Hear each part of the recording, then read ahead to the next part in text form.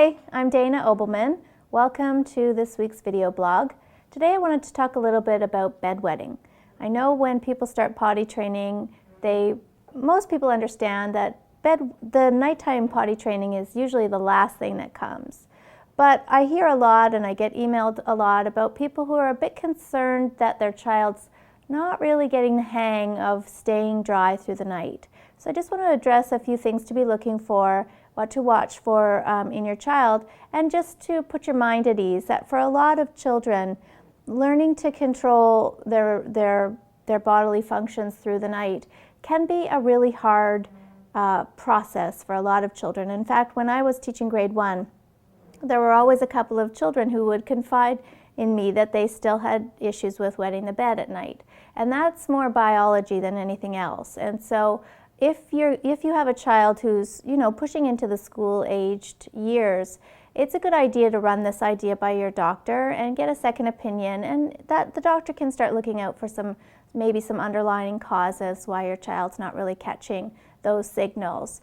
But when we're talking about children who are just starting out learning to potty train, I always recommend that for the first 2 months you just put them in a nighttime pull-up, and you don't really pay a lot of attention to what's going on through the night.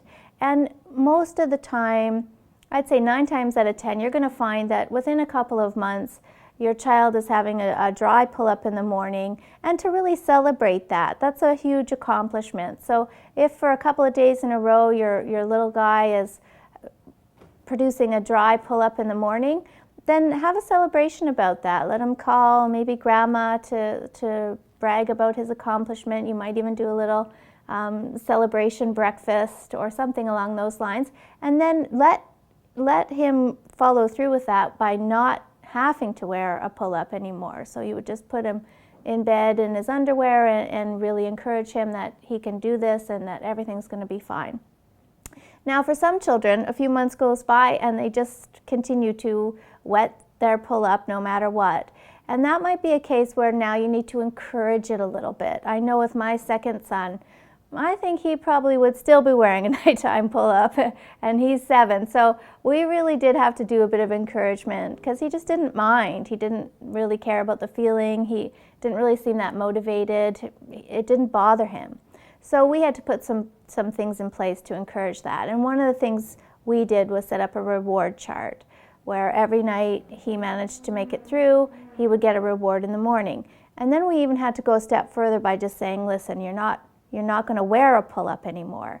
And so if you feel like that's the case, then what you need to do is get a few things ready before you start this. Make sure you have clean sheets right by the bed. I would suggest you put down a plastic mattress over to protect the mattress because there's probably going to be a few accidents. And then just know that if you have to wake up in the night to change a pair of pajamas or the bed sheets a couple of times, this is all part of the process as well. So if it means a few nights in a row you have to get up and help your child change the bed and change his jammies, really get him involved in this though too, so it's a bit of an inconvenience for him as well. And I would give it at least 2 weeks. And after 2 weeks, then you would monitor. Is he getting the hang of it? Is he having some successful nights? If every night for 2 weeks straight he has not been able to do this, then you may need to put it on the back burner and give it another month or 2 and then try again. It might be just that his body is just not ready yet to make this through the night. Another thing you want to have a quick look at though is nighttime hours of sleep.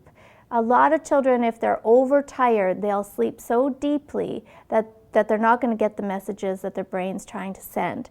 So my advice would be to make sure your child's getting a good 11 to 12 hours of nighttime sleep and then start this so that no overtiredness could be preventing success here. Okay, so first of all, relax. Do a few things to see if you can encourage it. Check it out with your doctor if you have any lingering concerns. And eventually they'll make it through. Thanks for watching. Sleep well.